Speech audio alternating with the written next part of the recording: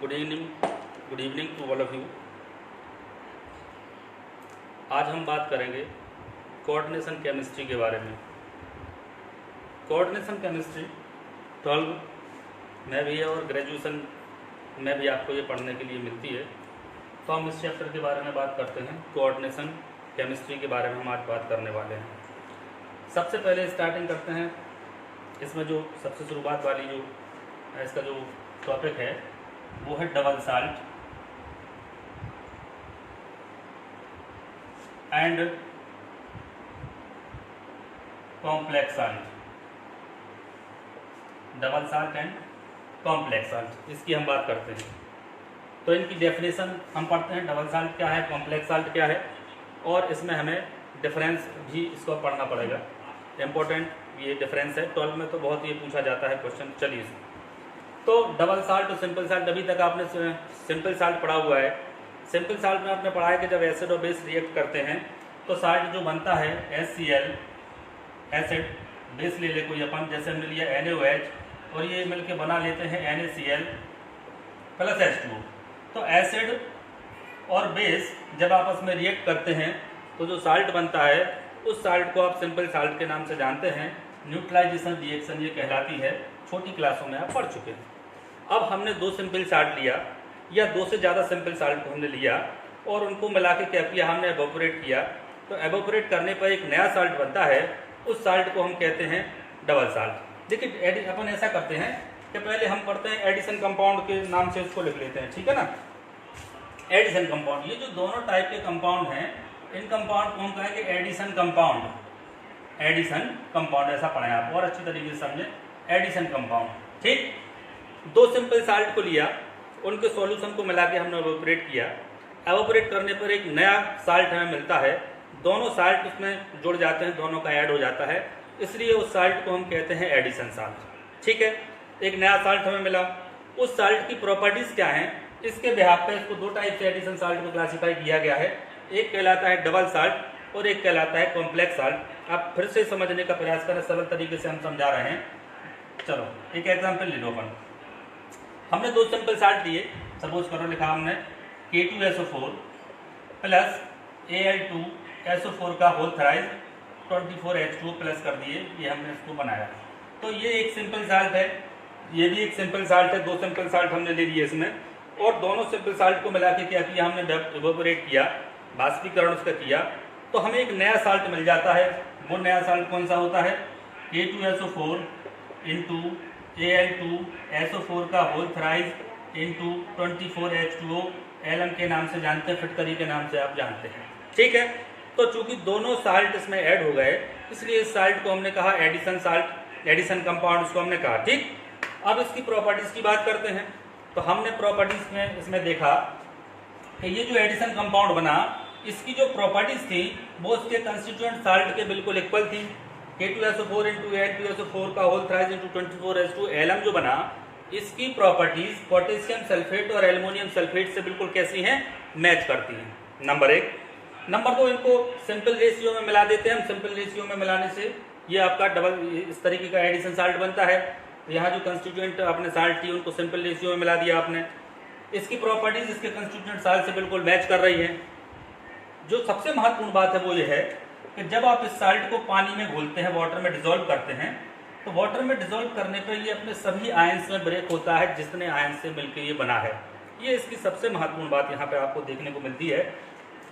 इसको हमने पानी में घोला तो कौन कौन से आयन मिलेंगे, पोटेशियम, तो आपको मिलेगा पोटेशियम आयन, देन सल्फेट आपको मिल जाएगा SO4 die negative, and aluminium तो आपको मिल जाएगा Al+3, ठीक है ना। तो ये तीनों आयन उसमें मिल जाएंगे और आप उसका फ्रीली टेस्ट कर सकते हैं। यदि आप फिटकरी का एक टुकड़ा लें, लैब वर्क यदि आप करते हैं, पानी में घोलें, पानी में घोल लेकर आप उसमें पोटेशियम, सल्फेट और एल्युमिनियम आयन का टेस्ट लगाते हैं, तो तीनों का टेस्ट वो पॉजिटिव मिलेगा। इसका मतलब है वो अपने अपने आयंस में पूरे सेपरेट हो चुके हैं, ब्रेक हो चुके हैं वो आयंस। क्लियर हो गई बात। तो एडिशन कंपाउंड, दो सिंपल साल्ट को मिला के ऐड किया, सिंपल रेशियो में मिला के ऐड किया, एक नया साल्ट बना। उस साल्ट की प्रॉपर्टीज कैसी थी, उसके कंस्टिट्यूएंट साल्ट से बिल्कुल मैच कर रही थी, ठीक है। तीसरी महत्वपूर्ण बात, उसको जब आप पानी में घोलते हैं तो वो अपने सभी आयंस में ब्रेक हो जाता है। उसके सॉल्यूशन में आप उसके सभी आयंस का टेस्ट कर सकते हैं। ठीक है, जैसे हमने ये लिखा। आप ऐसे भी समझ लें कि फिटकरी है, क्रिस्टल उसका है, सॉलिड स्टेट में तो वो एग्जिस्ट कर रही है, ये है सॉलिड स्टेट में तो एग्जिस्ट करता है, लेकिन जैसे पानी में उसको घोलते हैं तो वो अपने आयंस में ब्रेक हो जाता है। क्लियर हो गई बात? तो ये इस टाइप के साल्ट सॉलिड स्टेट में तो एग्जिस्ट कर रहे हैं, लेकिन सॉल्यूशन में अपनी एग्जिस्टेट नहीं करते हैं, अपना अस्तित्व खो देते हैं, अपना अस्तित्व खो देते हैं, पूरी तरीके से डिजोल्व हो जाते हैं। तो इस टाइप के जो साल्ट हैं उन साल्ट को हम कहते हैं डबल साल्ट। नंबर 1, तो एडिशन कंपाउंड के 2 टाइप हम पढ़ने वाले हैं। सबसे पहले पढ़ेंगे हम डबल साल्ट, देन हम पढ़ेंगे कम्प्लेक्स साल्ट। दोनों साल्टों की प्रॉपर्टीज हम पढ़ेंगे, उसमें डिफरेंस पढ़ेंगे। फिर से रिपीट करता हूं मैं, जब 2 सिंपल साल्ट को मिला के, 2 से ज़्यादा भी हो सकते, 2 या 2 से ज़्यादा सिंपल साल्ट को आप सिंपल रेशियो में मिला के उसको इवैपोरेट करते हैं, एक नया साल्ट बनता है। उस साल्ट की प्रॉपर्टीज अपने कंस्टिट्यूएंट साल्ट जिनसे आपने उसको बनाया है उससे बिल्कुल मैच करती हैं, उसी के समान होती हैं, और उसको पानी में घोलने पर, डिजोल्व करने पर, पानी में डिजोल्व करने पर वो अपने सभी आयंस का टेस्ट देता है, उनमें टूट जाता है। तो इस टाइप के साल्ट को हम कहते हैं डबल साल्ट। सॉलिड स्टेट में तो एग्जिस्ट करता है फिटकरी, क्रिस्टल आपने देखा होगा, लेकिन जैसे ही आप उसको पानी में घोलते हैं पूरा पानी में घुल जाता है, सभी आयंस में ब्रेक हो जाता है। एग्जाम्पल इसका हम K2SO4 इंटू Al2SO4 का होल थ्राइस इंटू 24H2 इसका लिख सकते हैं। तो ये बात हुई भाई काय की डबल साल्ट की। ठीक है, दूसरी बात अपन करते हैं काय की कॉम्प्लेक्स साल्ट की। ये भी एक एडिशन कंपाउंड है, ये तो अपन बात कर चुके हैं कि अपन पढ़ क्या रहे हैं, एडिशन कंपाउंड के टाइप पढ़ रहे हैं। तो ये भी एक एडिशन कंपाउंड है। 2 सिंपल साल्ट को मिला के भाई इसमें भी ऐड किया, आपने लिया सपोज करो 4KCN प्लस FeCN का होल ट्वाइस। प्रोसेस वही, 2 सिंपल साल्ट को मिलाया भाई, लेकिन वहां सिंपल रेशियो था, यहाँ सिंपल रेशियो हो भी सकता है और नहीं भी हो सकता है, दोनों बातें यहाँ पर क्लियर।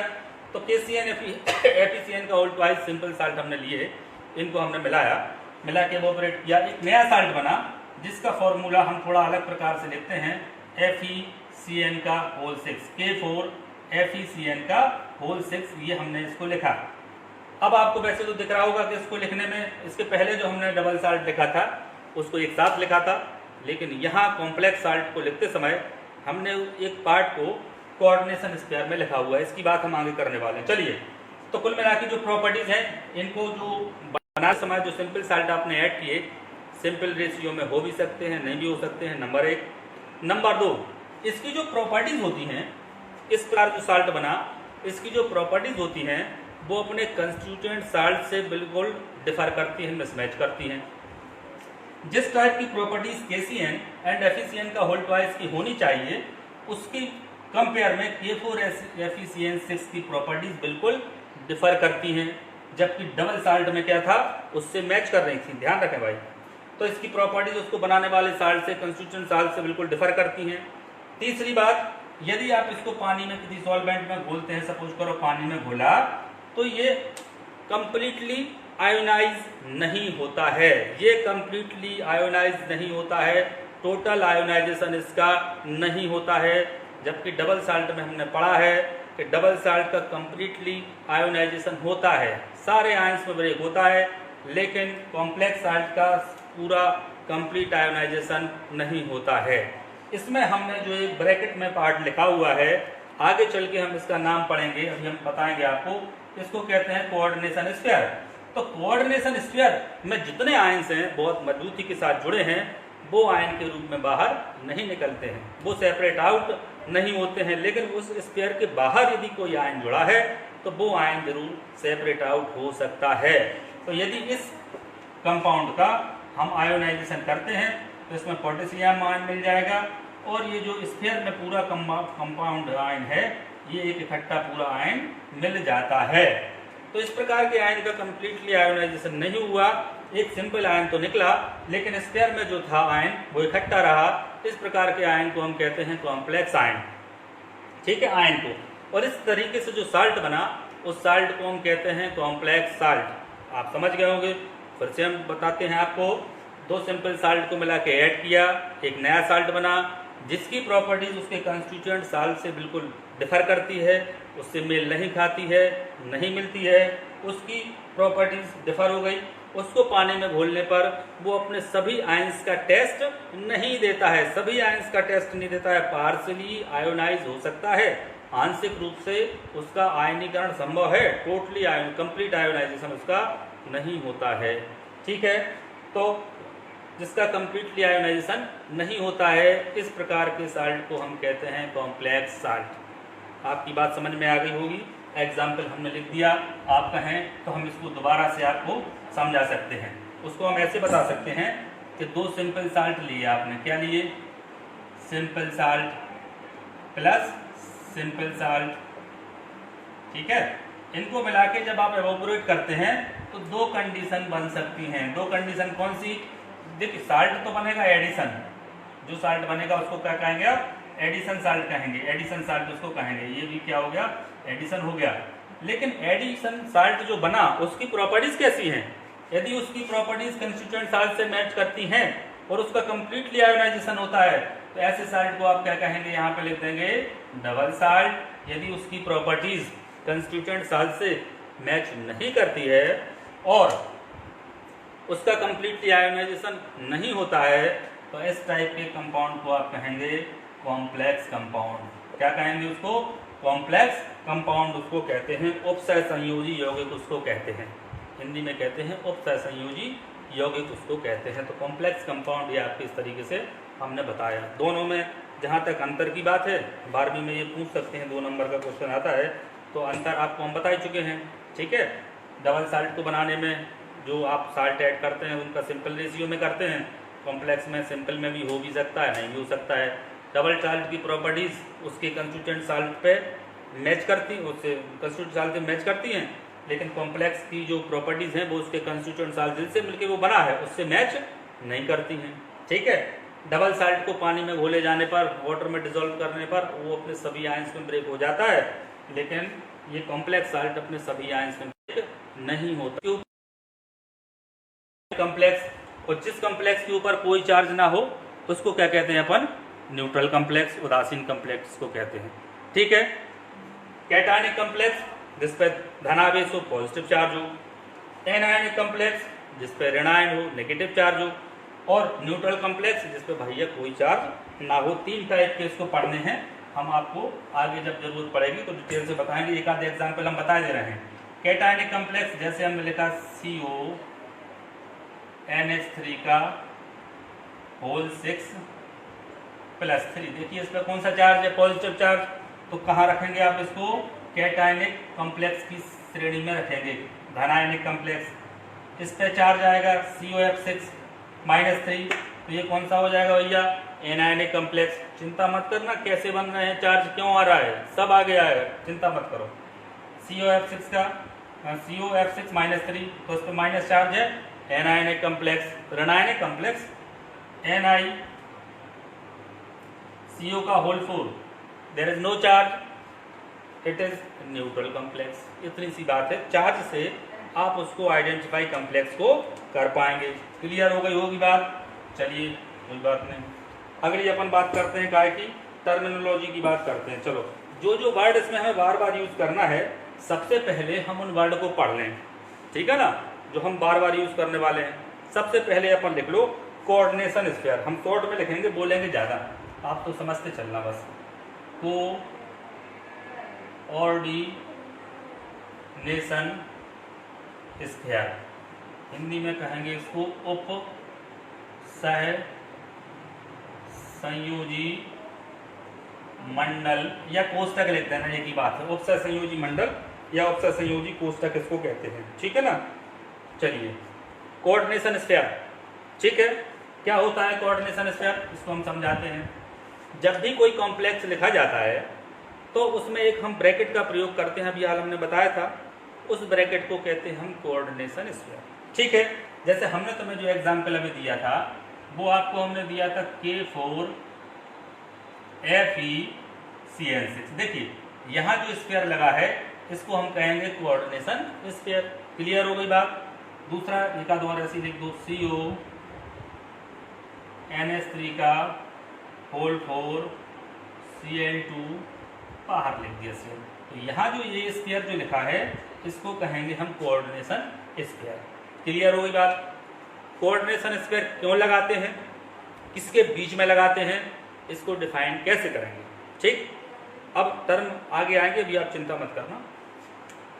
जो भी आप कॉम्प्लेक्स लिखेंगे उसमें एक मेटल की रिक्वायरमेंट होती है जिसको कहते हैं हम सेंट्रल मेटल आयन, सभी टर्म्स इसी में आ जाएंगे। ठीक है, उसको कहते हैं सेंट्रल मेटल आयन, केंद्रीय धातु परमाणु, केंद्रीय धातु परमाणु, सेंट्रल मेटल एटम उसको कहते हैं CMI। ठीक, जैसे इसमें देखो क्या लिखी, आयरन, और इसमें लिखी कौन सी, कोबाल्ट। इस धातु को, सेंट्रल मेटल आयन को, केंद्रीय धातु परमाणु को हमेशा कहाँ लिखा जाएगा, को एक स्फीयर में लिखा जाएगा।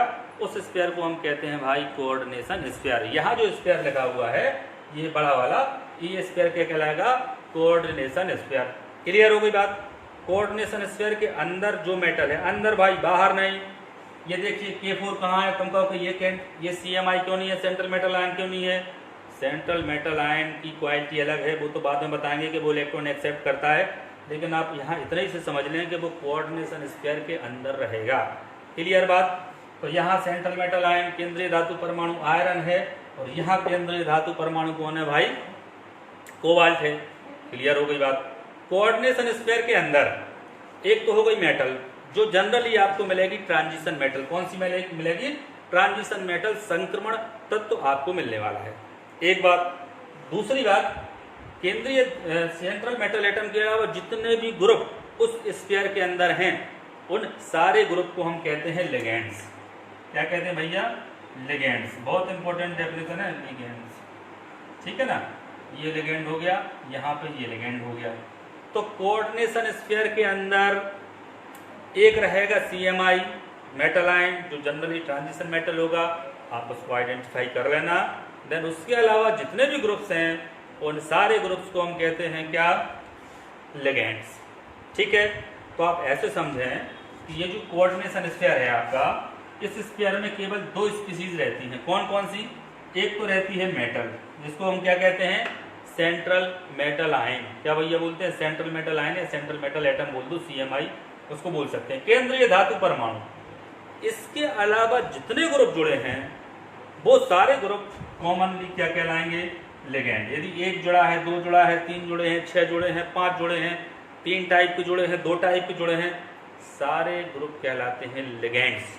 क्या कहलाते हैं, लिगेंड्स। क्लियर हो गई बात। तो चलो यही को हम इनको डिफाइन कर देते हैं। कोऑर्डिनेशन स्फीयर क्या है, अब तो तुम बता देना भाई, कि जब सेंट्रल मेटल आयन CMI और उससे जुड़े हुए लिगेंड्स को हम लिखते हैं तो उन्हें हम एक स्फीयर के अंदर रखते हैं, एक स्फीयर में बंद करते हैं। उस स्फीयर को कहते हैं हम कोऑर्डिनेशन स्फीयर। सबसे सरल परिभाषा होगी भैया कि केंद्रीय धातु परमाणु और उससे जुड़े हुए लिगेंड्स को एक स्फीयर में हम रखते हैं, बड़े स्फीयर में रखते हैं, उसको हम कहते हैं क्या, कोऑर्डिनेशन स्फीयर। क्लियर हो गई बात। अब आ जाओ, केंद्रीय धातु परमाणु क्या है, ये तो अपनी चर्चा हो गई। सेंट्रल मेटल एटम आयन कौन सा होगा, तुम्हें बता ही दिया कि जो कोऑर्डिनेशन स्फीयर होता है उसमें एक सेंट्रल मेटल होती है, एक मेटल का हमें रिक्वायरमेंट होती है, एक मेटल होती है जो कि जनरली ट्रांजिशन मेटल होती है, उसको हम कहते हैं केंद्रीय धातु परमाणु, सेंट्रल मेटल एटम कहते हैं। सेंट्रल मेटल आयन का जो मुख्य काम है, हम आगे लास्ट में इसको पढ़ेंगे, इसका काम है इलेक्ट्रॉन को एक्सेप्ट करना। और इलेक्ट्रॉन देता कौन है, इलेक्ट्रॉन देता है आपका लिगेंड्स। तो लिगेंड्स ऐसे ग्रुप हैं, लिगेंड को हम दोबारा डिफाइन करेंगे, जो इलेक्ट्रॉन पेयर डोनेट करेंगे और केंद्रीय धातु परमाणु सेंट्रल मेटल आयन क्या करता है, उसको एक्सेप्ट करता है। क्लियर हो गई। तो इसमें वैकेंट d ऑर्बिटल होते हैं, खाली रिक्त ऑर्बिटल होते हैं केंद्रीय धातु के परमाणु के पास। तो वो क्या करता है, लिगेंड से इलेक्ट्रॉनों के जोड़े को, इलेक्ट्रॉन्स पेयर को, लोन पेयर ऑफ इलेक्ट्रॉन्स को एक्सेप्ट कर लेता है और लिगेंड से वो बॉन्ड बना लेता है, लिगेंड को अपनी तरफ जोड़ देता है। क्लियर हो गई। तो central metal ion lone pair accept करते हैं, इसलिए इनको हम क्या कहेंगे, इनको लुईस एसिड कह सकते हैं। यदि तुम्हें ध्यान हो, लुईस एसिड, लुईस एसिड, तुम्हें ध्यान हो, एसिड बेस कंसेप्ट में आपने पढ़ा होगा किसी क्लास में, तो लुईस एसिड इसको हम कह सकते हैं। CMI को लुईस एसिड क्यों कहते हैं बता देना, क्योंकि ये भैया इलेक्ट्रॉन लेता है, इसलिए इसको लुईस एसिड कहते हैं। क्लियर हो गई बात कि नहीं हो गई। तो इलेक्ट्रॉन युग्म को ये ग्रहण करने की टेंडेंसी रखते हैं, दक्षता रखते हैं, इसलिए ये लुईस अम्लों की तरह व्यवहार करते हैं केंद्रीय धातु परमाणु। समझ में आ गई बात। तो केंद्रीय धातु परमाणु तुम्हारी समझ में आएगी होगी, सेंट्रल मेटल एटम आ गया और कोऑर्डिनेशन स्फीयर की बात अपनी हो गई।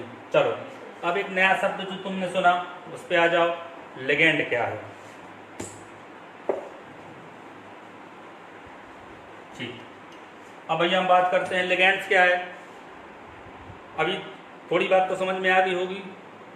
जो केंद्रीय धातु परमाणु को, सेंट्रल मेटल आयन को इलेक्ट्रॉन के जोड़े देते हैं, इलेक्ट्रॉन पेयर डोनेट करते हैं, लोन पेयर डोनेट करते हैं, ऐसे ग्रुप आयन मॉलिक्यूल कहलाते हैं लिगेंड्स। तो सरल सी परिभाषा बिल्कुल लिगेंड्स की भैया तुम्हें ध्यान रखना है, ज़्यादा उसमें परेशान होने की कोई आवश्यकता नहीं होगी। लिगेंड्स आयन हो सकते हैं, मॉलिक्यूल हो, एटम हो, कोई भी स्पीसीज हो, ion, atom, molecule, any species, कोई भी स्पीसीज हो सकती है जो केंद्रीय धातु परमाणु को कम से कम एक लोन पेयर डोनेट करे। क्या करे? एक लोन पेयर को क्या करे? उसको डोनेट करे। ऐसी स्पीसीज कहलाती है क्या तुम्हारी? केंद्रीय धातु परमाणु। नहीं, लिगेंड्स की बात कर रहे हैं, लिगेंड्स जो कि CMI को, किसको? CMI को एक लोन पेयर क्या करे? डोनेट करे। तो ऐसी स्पीसीज, ऐसा मॉलिक्यूल या ऐसा आयन जो केंद्रीय धातु परमाणु को, सेंट्रल मेटल एटम को, सेंट्रल मेटल आयन को कम से कम एक लोन पेयर डोनेट करने की टेंडेंसी रखता है, एक लोन पेयर दान करने की क्षमता रखता है, ऐसी स्पीसीज को हम कहते हैं लिगेंड। बहुत महत्वपूर्ण परिभाषा है, ठीक है। खासतौर से 12वीं में 2 नंबर का आता है, ग्रेजुएशन में भी कोऑर्डिनेशन केमिस्ट्री आपको पढ़ने को मिलती है। तो ये बात हुई क्या है कि लिगेंड्स की, ठीक है। इसका काम, इसके पास कम से कम एक लोन पेयर हो, एक से ज़्यादा है अलग मैटर है, लेकिन कम से कम एक लोन पेयर डोनेशन की पावर इसके पास होनी चाहिए। एक लोन पेयर ही केंद्रीय धातु परमाणु को अवश्य दान कर सके, ऐसी स्पीसीज को हम कहते हैं लिगेंड। चलो अब हम बात करते हैं type of ligand, types of ligands, इसकी हम बात करते हैं। तो लिगेंड का क्लासिफिकेशन वैसे तो अलग अलग टाइप से कर सकते हैं, लेकिन अपन इस टाइप से करेंगे कि लिगेंड कितने lone pair central metal ion को CMI को डोनेट कर रहा है। डेफिनेशन में हमने पढ़ा कम से कम एक देना है, एक से ज़्यादा भी दे सकता है। तो वो कितने लोन पेयर लिगेंड CMI को दे रहा है, उसके बिहाफ पे हम इसका क्लासिफिकेशन करते हैं। कुछ लिगेंड्स ऐसे हैं जो केवल एक लोन पेयर डोनेट कर सकते हैं, कुछ आपको ऐसे भी मिलेंगे 2 कर सकते हैं, 3 कर सकते हैं, 4 कर सकते हैं, 6 भी कर सकते हैं। तो इस टाइप के हमें अलग अलग लिगेंड पढ़ना है, तो क्लासिफिकेशन इसी बिहाफ पे किया जाएगा।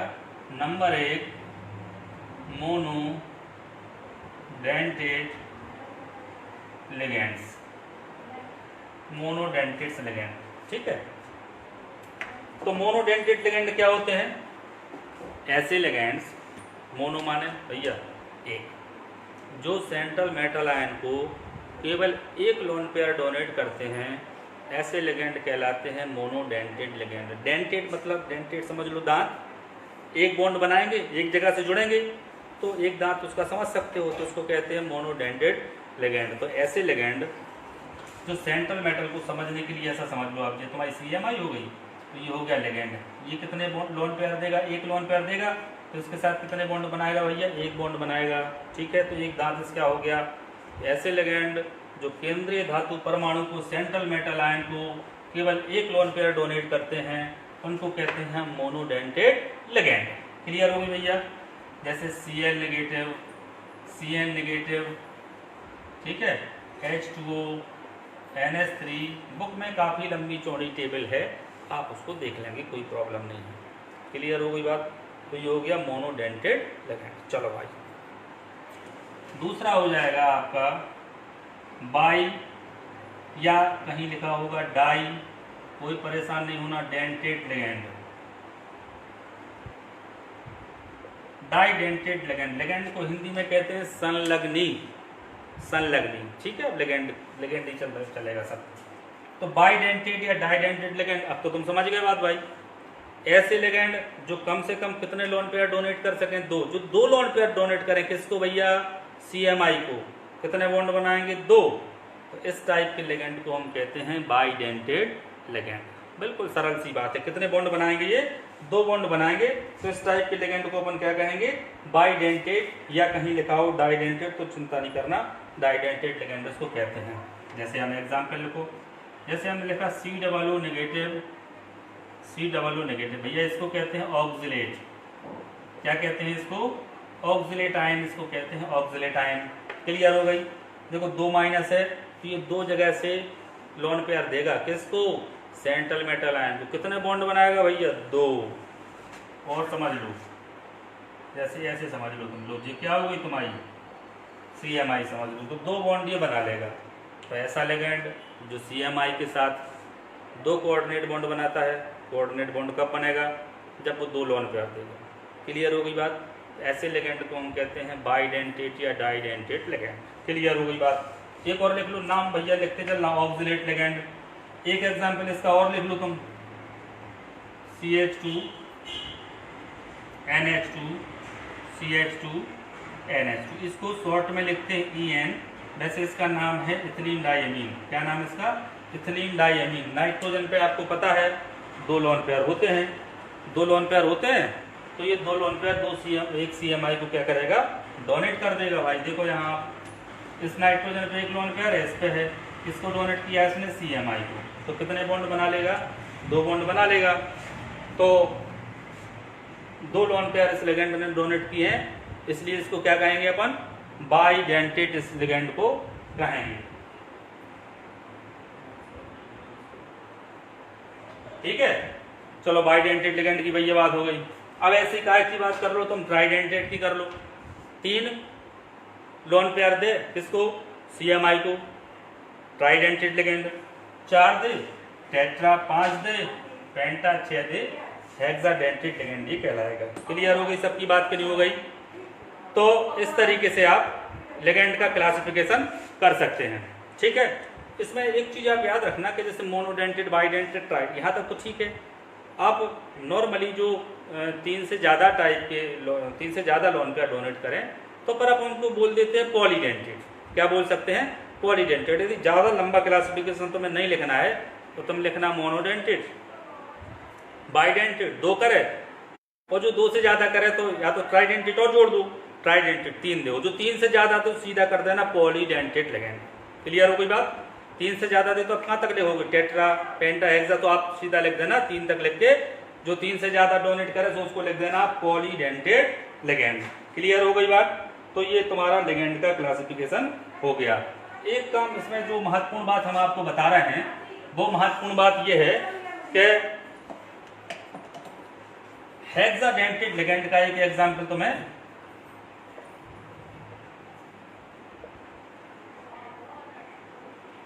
ठीक है, हेक्साडेंटेट जो 6 लोन पेयर डोनेट करता है, तो हेक्साडेंटेट लिगेंड, या उसको तुम क्या लिख सकते हो? Polydentate ligand.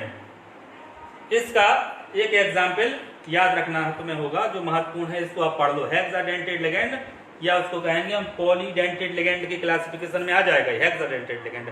इसका एक एग्जांपल आपको बिल्कुल याद रखना है, कंपटीशन में कई बार पूछा जाएगा, IIT नीट में इसको पूछा गया है, और एग्जाम में भी इसको पूछ लेते हैं कि एक हेक्साडेंटेट लिगेंड का एग्जांपल बताएं, पॉलीडेंटेट लिगेंड का एग्जांपल बताएं। ठीक है, इसका एक एग्जांपल आपको सबको कृपया नोट करना है। सबसे पहले देखो तुम CH2 सिंगल बॉन्ड, CH2, और दोनों से किसको जोड़ो भैया? नाइट्रोजन को जोड़ो। इससे तुम्हें 2-2 जोड़ना है, जोड़ो। चलो CH2 COO नेगेटिव, नीचे भी जोड़ो CH2 COO negative, CH2 COO negative, CH2 COO negative. भाई ये जो लिगेंड हमने आपके सामने लिखा है, ये लिगेंड बहुत इंपॉर्टेंट है, इसको बिल्कुल तरीके से आप नोट कर लें, इसका फॉर्मूला सीख लें। ये एक हेक्साडेंटेट लिगेंड है या पॉलीडेंटेट लिगेंड है। पॉलीडेंटेट क्योंकि 3 से ज़्यादा है, या हेक्साडेंटेट 6 डोनेट कर रहा है। इसका नाम होता है EDTA, शॉर्ट में इसका नाम लिखते हैं EDTA। ठीक है, इथिलीन डाइअमीन टेट्रा एसीटेट इसका पूरा नाम है, ethylene diamine tetra acetate, ethylene diamine tetra acetate, कई कंपटीशन में पूछे जाने वाला ये लिगेंड है, इसका नाम कृपया नोट कर लेना। शॉर्ट में इसको कहते हैं EDTA, ethene diamine tetra acetate. ठीक है, हेक्साडेंटेट लिगेंड है। अब तुम सोच रहे होगे भैया कुछ लोग कि हेक्साडेंटेट कहाँ से दिख रहा है, लोन पेयर कहाँ है, 6 कहाँ से डोनेट, यहाँ आपको 4 नेगेटिव दिख रहे हैं, 4 तो ऋणायन दिख रहे हैं नेगेटिव।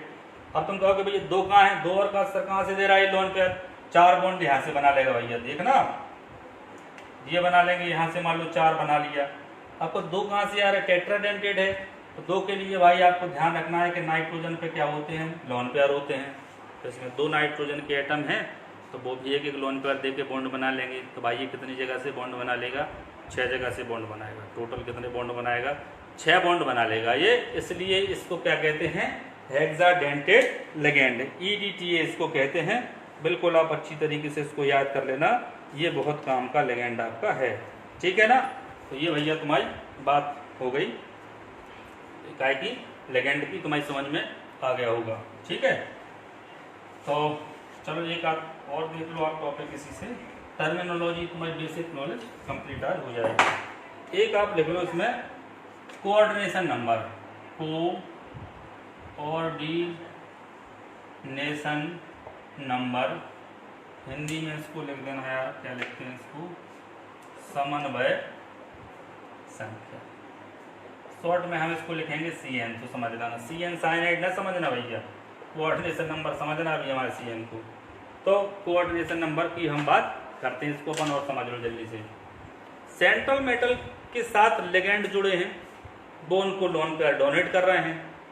तो जो लिगेंड जुड़े हैं वो किस टाइप के जुड़े हैं, कितने जुड़े हैं, इससे ये डिसाइड करोगे आप कि सेंट्रल मेटल आयन को कितने इलेक्ट्रॉन पेयर मिल रहे हैं। ठीक है, तो जितने electron pair central metal ion को मिल रहे हैं वो कहलाती है उसकी कोऑर्डिनेशन नंबर। बिल्कुल सरल हमने तुम्हें बता दी गई है।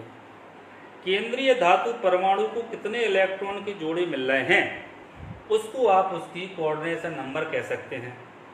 ऐसा भी कह दो कि कितने मोनोडेंटेट लिगेंड जुड़े हैं CMI के साथ, सेंट्रल मेटल के साथ, वो उसकी कोऑर्डिनेशन नंबर कहलाती है। तो ऐसे भी आप कह सकते हैं।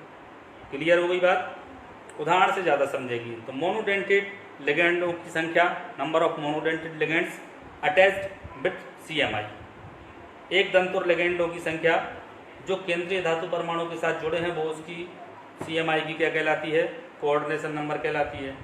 ये दूसरा तरीका जो हमने बताया कि कितने लोन पेयर ले रहा है, जितने लोन पेयर उसको मिल रहे हैं CMI को, वो उसकी कोऑर्डिनेशन नंबर होगी। कंफ्यूज नहीं होना, मोनोडेंटेट हमने कहा, हम एग्जाम्पल से आपको समझाएंगे। देखो O,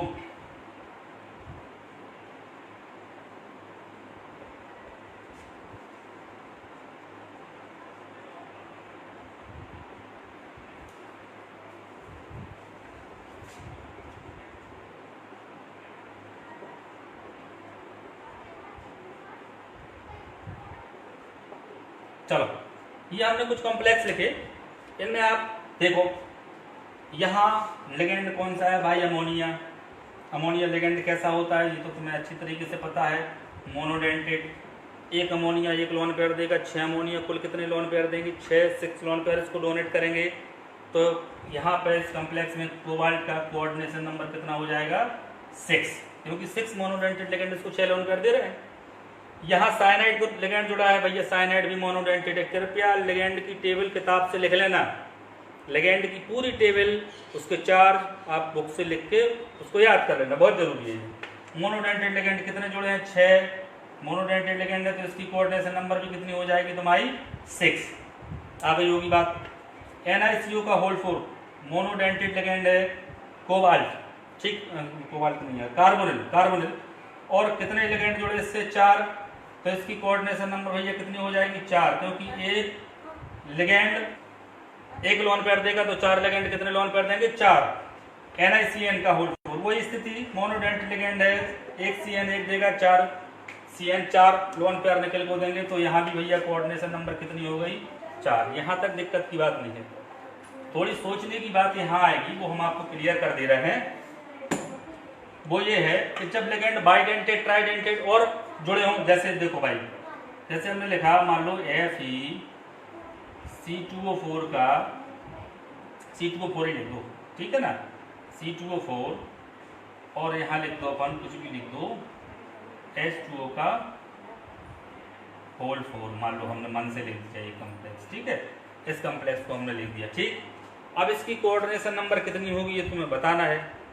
तो इसकी कोऑर्डिनेशन नंबर कितनी होगी आप देखो। अब लेगेंड यहाँ कैसा आ गया, बाइडेंटेड, तो लेगेंड की संख्या से भाई काम नहीं चलने वाला है। तुम्हें क्या काउंट करने हैं, या तो लोन पेयर काउंट करो या कितने कोऑर्डिनेट बॉन्ड बनाता है वो काउंट कर लेना है। चलो, वाटर मोनोडेंटेड लेगेंड है, क्लियर, 4 हैं, तो ये कितने लोन पेयर डोनेट करेंगे, आयरन को 4, तो कितने बॉन्ड बनाएंगे, 4 बॉन्ड बना लेंगे।